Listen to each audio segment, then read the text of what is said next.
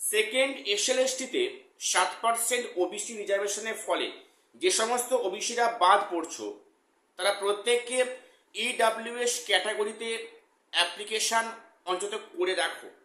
আমি যে ভিডিওটা গতকাল দিয়েছিলাম এই মর্মে, সেখানে অনেকে অনেক নেগেটিভ মিনিং করেছো এবং নেগেটিভ কমেন্টস করেছো।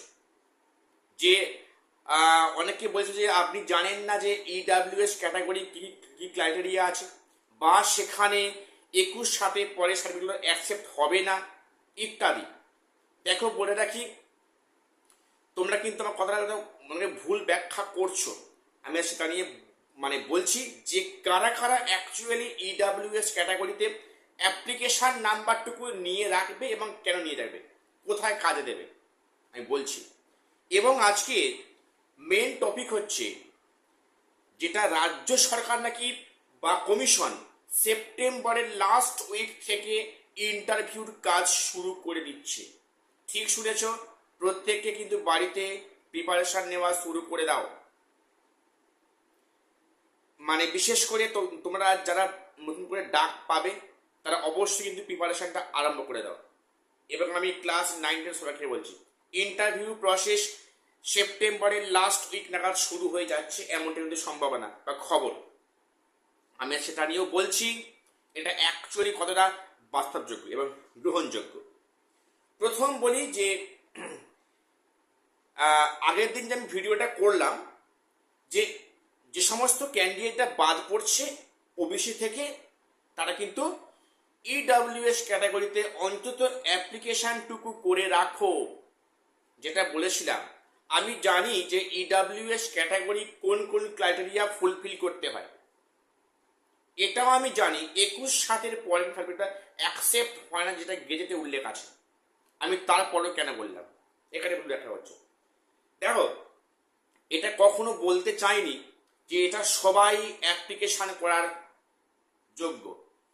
বিশেষ করে ওবিসিরা, যে সমস্ত ক্যান্ডিডেট ওবিসি আছো কিন্তু ইডাব্লিউএস ক্যাটাগরির সমস্ত ক্রাইটেরিয়া ফুলফিল করতে পারছো, একমাত্র তারাই অ্যাপ্লিকেশনটা করবে। আদারওয়াইজ তো করা সম্ভব হবে না। তো সেক্ষেত্রে করার প্রশ্ন আসছে কীভাবে? ইডাব্লিউএস ক্যাটাগরি যা যা ক্রাইটেরিয়া লাগে ওটা কিন্তু অনেকেরই আছে। ইডাব্লিউএস যারা বাদ পড়া ওবিসি, তারা অবশ্যই সেক্ষেত্রে অন্তত অ্যাপ্লিকেশানটুকু করে রাখো। এর কিন্তু অনেক কাজে লাগবে পরে। আমি কেন বলছি, আর অনেকে বলছো যে 21 পর তো সার্টিফিকেটগুলো অ্যাকসেপ্ট হবে না, সেটা আমিই জানি। কিন্তু এই যে বাতিল যে ওবিসি যে যারা বাদ পড়ে যাচ্ছে, তাদের নিয়ে নিশ্চয়ই কমিশন বা কোর্ট সেক্ষেত্রে কিছু ইতিবাচক ভূমিকা নেবে। যেহেতু এখানে 2016 কিন্তু ইনসাইড ওবিসিরা আছেন, অন্তত তাদের স্বার্থে হলেও কিন্তু বাদ পড়া ওবিসিদের কিছু এক্সট্রা ফ্যাসিলিটি দেওয়া হতে পারে, কিন্তু সম্ভাবনা এখনো আছে। তাদের পুরোপুরি বাদ দিতে পারবে না। মনে করো যে ক্যান্ডিডেটটা 2016 টিচার হয়েছেন ওবিসি ক্যাটাগরিতে, এবার উনি যদি বাদ পড়ে যান ওবিসি থেকে, তাহলে সেক্ষেত্রে তার বিষয়টাতে কী হবে? সেক্ষেত্রে নিশ্চয় সরকার কোনো একটা রুলস লুজ করবে। সেখানে হয়তো, আমি জানি না, হয়তো এমনও হতে পারে কিন্তু ইডাব্লিউএস 21 ডেটটা কিন্তু চেঞ্জ করতে পারে। সেক্ষেত্রে কিন্তু সুযোগ থাকলেও থাকতে পারে, অপশান এলেও আসতে পারে। কাজেই এটা কিন্তু অবহেলা করো না, কোনো ভুল ব্যাখ্যা না। আমি এটাই বলতে চেয়েছি যে যাদের সম্ভব হবে, যারা ইডাব্লিউএস ক্যাটাগরি সমস্ত কন্ডিশনগুলো পূরণ করতে পারবে, একমাত্র তারা কিন্তু প্রত্যেককে অবহেলা না করে অবশ্যই তোমাদের অবশ্যই ইডাব্লিউএস এর অ্যাপ্লিকেশানটা করে রেখে অন্তত নাম্বারটা কাছে করে নাও। বিশেষ করে তোমাদের বিগত ইয়ারগুলিতে 23-24, 24-25 যাদের সার্টিফিকেট ছিল কিন্তু সেখানে ইডাব্লিউএস ক্যাটাগরি তারা পড়েনি, ওবিসিতে পড়েছিল, তারা কিন্তু প্রত্যেকে সার্টিফিকেট শো করবে। প্লাস তোমরা কারেন্ট ইয়ারে কিন্তু একটা অ্যাপ্লিকেশান করে নাম্বারটার সাথে দেখো, তোমাদের পরে কাজে লাগতে পারে। বিষয়টা একেবারে এড়িয়ে যেও না, এটা আমি মনে করছি। অবশ্যই এতে করে হয়তো অনেকের একটু মনে কষ্ট হবে যে এরকম করলে তো আমাদের ইডাব্লিউএস তো কম্পিটিশনটা অনেক বেড়ে যাবে। আমি সেটা বলছি না, আমি এটাই বলছি যে যারা পাওয়ার যোগ্য, যারা সেটা কন্ডিশনগুলো পূরণ করতে পারবে, অবশ্যই অন্তত অ্যাপ্লিকেশনটা করে রাখো। এই নাম্বারটা পরে দরকার হতে পারে। ইন কেস, আমি এই মুহূর্তে সঠিক কিনা বলতে পারছি না, যে হবেই কিনা হবে না বলতে পারছি না, কিন্তু লাগতে পারে, এটা মনে রাখো। এবারে বলি ইন্টারভিউ, একাদশ দ্বাদশে বা 9-10 তো ইন্টারভিউ শুরু হয়নি, এবং এই যে 7% করার পক্ষে হয়তো সরকার এবার হাঁটবে। তো 7% করার ফলে যে 11-12 কিন্তু অনেকে নতুন করে ইন্টারভিউ হবে, এটা কিন্তু পরিষ্কার। ওয়েটিং নেওয়ার পরেও কিন্তু তোমাদের বারে বারে বলছি, ওয়েটিং নেওয়ার পরেও অনেক ক্যান্ডিডেট ফ্রেশভাবে ডাকতে হবে, তাদের পুনরায় ভেরিফিকেশান, ইন্টারভিউ, কাউন্সেলিং করাতে হবে।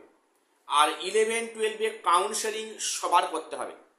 শুনে রাখো, 11-12 কাউন্সেলিং কিন্তু যাদের হয়ে গেছে তাদেরও কাউন্সেলিং পুনরায় করতে হবে, পুনরায় স্কুল বাঁচতে হবে। কেন বললাম, সেখানে এই নতুন করে যে সমস্ত ক্যান্ডিডেটরা ইন্টারভিউ দেবে, তারা যদি ভালো মার্কস করে, তারা দাবি করবে যে আমার থেকে কম মার্কস পেয়ে কী করে সামনের সাইড থেকে ভালো স্কুল বেছে নিচ্ছে।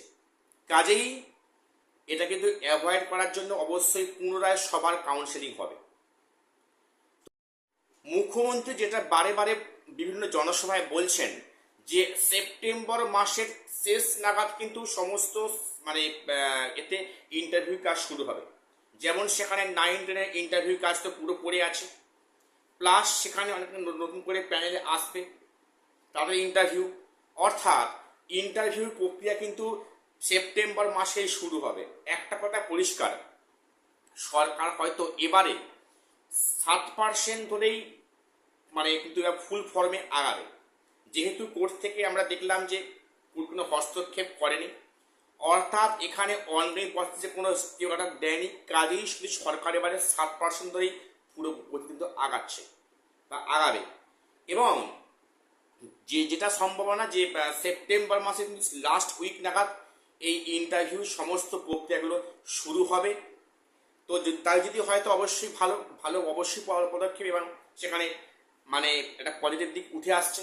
এবং সেপ্টেম্বর মাসে নাকি একাধিক বিষয়ের সেখান থেকে ইন্টারভিউ বিজ্ঞপ্তি কি আসবে, যেমন পিএসসি, সেখানে আপার প্রাইমারি সম্ভবত আসবে।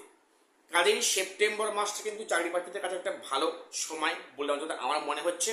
এখন দেখা যাক সরকার কতখানি তাদের প্রতিজ্ঞা রাখে, তাদের কথা রাখে, যেটা জনসভায় উনি বলছেন যে সেপ্টেম্বর মাস থেকে হয়তো চাকরির নিয়োগগুলো শুরু হবে এবং ইন্টারভিউ কাজও শুরু হবে।